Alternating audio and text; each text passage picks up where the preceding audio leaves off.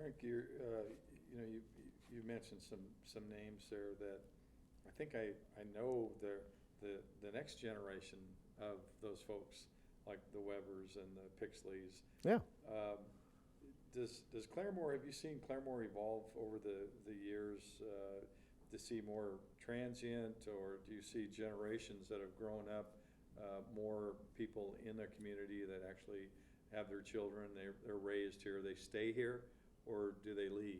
Do you see more people that Gosh, I don't know. I think we're better off than they used to be years ago. And what I always recall about when they got ready to build Claremore Lake, I think Mr. Church was the mayor then. He had a son named Roger Church. I went to school with, a little bit ahead of me in school. But you know, Claremore used to get the water from Verdigris River out here. And all the big stud athletes, their deal was to run from here to the river and the river back in training. And so they had at the council meeting, when they were voting on the Claremore Lake, you know, a lot of them got up more against it. Man, we don't need that. We got plenty of water, we just don't need that. It was so bad they got in a fist fight.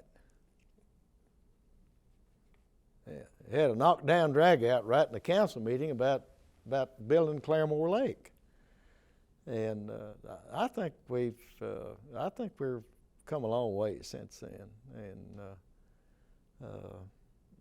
lots of good folks, that have passed through these doors of the city. Now, let me ask you a question that you may or may not want to answer.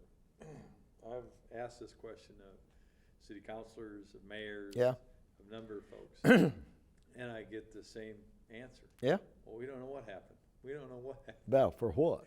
The water treatment plant. Oh well, that's a that was a boondoggle that nobody wants to talk about, Frank. That's one of those things that I can give you another smaller example of the same thing happening, and that is that's a mismanagement faux pas is what that is. And I'll give you a quick example of another mismanagement faux pas, not near as bad as that. Didn't cost near as much. And that is, we built, when I was on the school board, we built the gymnasium that's now the old gymnasium. It was a new gymnasium then. Other people put the wood floor in.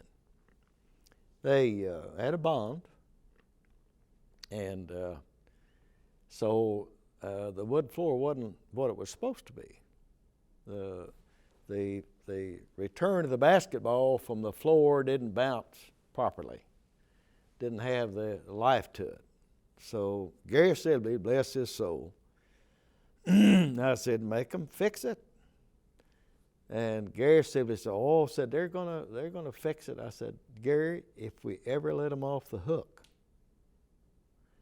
they'll never fix it. Oh, he said, yes, they will. They'll fix it. They said they're going to fix it. Well, they got left off the hook, and they never did fix it. So it's just like a general contractor I was talking to the other day on a quail hunt, Crossland Construction Company. Crossland Construction Company now requires a bond on every subcontractor they get. And if they can't make a bond, they don't get to bid because they have had the same problem. He told me that they bid a job in another city and it was delayed for 2 years because of the recession we had.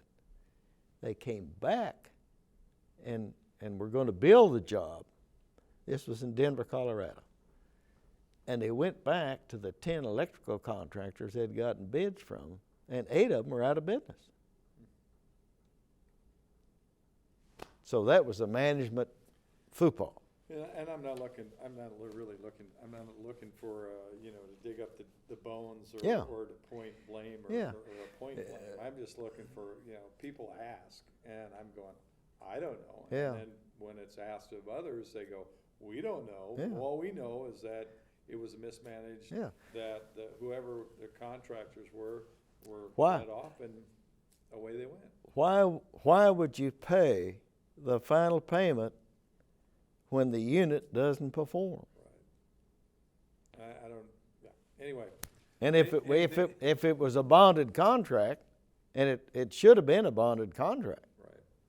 And we've only had to call on a performance bond once. And the general contractor did not perform. And the insurance company came in and told the general contractor, said, we don't want that same general contractor. And they said, well, we'd like for you to do it. They say they'll fix it right this time. So we finally, said, okay. And they did. They came back. And what happened to us was we had to go in and redo 177 piers in a commercial operation while the stores were still in business, and we had to really go in and fix that.